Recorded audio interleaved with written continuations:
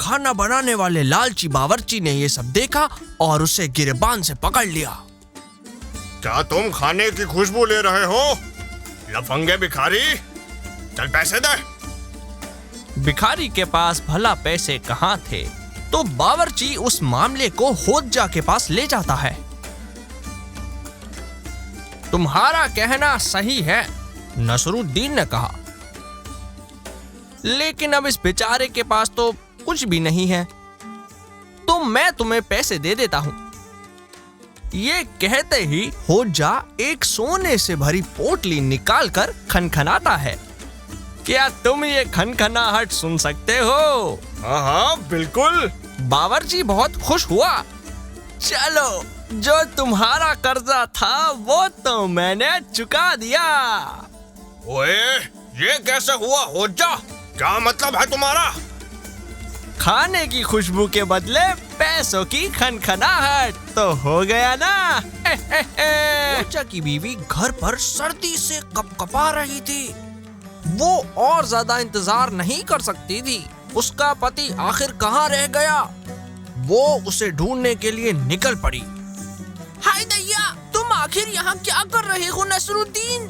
मैंने इतनी सारी लकड़ियाँ इकट्ठी कर ली कि गधे पर मेरे बैठने के लिए जगह ही नहीं बची, तो मैंने उन सबको इस बर्फ गाड़ी पर रख दिया, जिससे मेरे और लकड़ियों के लिए जगह बन गई।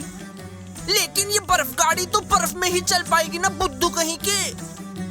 ये लो, ये आ गई। मैं इतने समय से इसी का तो इंतजार कर रहा था।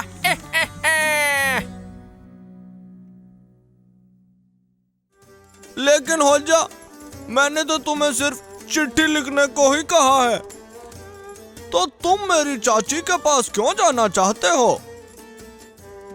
वैसे सच बात तो ये है मेरे दोस्त, मुझे लिखने में बड़ी मुश्किल होती है।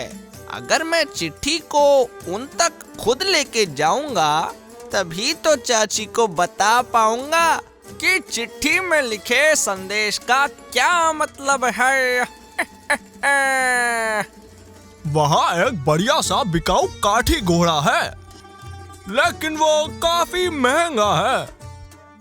क्या तुम मेरे लिए वो काठी घोड़ा सस्ते दाम पर ला सकते हो? होज्जा घोड़े के मालिक के पास जाता है। उसे मनाने और बहलाने में होज्जा को पूरा दिन लग जाता है।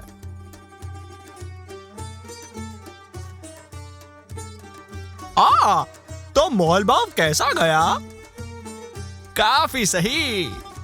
मैंने घोड़े की सारी बुरी बुरी बातें बता दी और आखिर में उसने मुझे घोड़ा दे ही दिया, वो भी बहुत ही सस्ते दामों पर। तुम्हारा लिया? दुकानदार चिढ़ के बोला, मैंने तुम्हें अपने लिए मोल भाव करने को कहा था। हाँ तो क्या मैंने ऐसा नहीं किया? होज्जा बोला, मैंने तुम्हारे लिए ही तो मोल भाव किया और अब मैं ये घोड़ा तुम ही से खरीद रहा हूँ। और कुछ देर बाद वो फिर से उसे परेशान करने वहाँ भी आ गया। हाय दैया, आप बाहर क्यों नहीं चले जाते? बीवी ने पूछा। वो चला तो गया, लेकिन वापस आके फिर से अपनी बीवी को परेशान करने लगा। हाय दैया, आप थोड़ा दूर क्यों नहीं घूम के आते नसरुद्दीन? वो तिल मिलाई। होज्जा उठा और अपने गधे पर सवार होके आगे बढ़ा।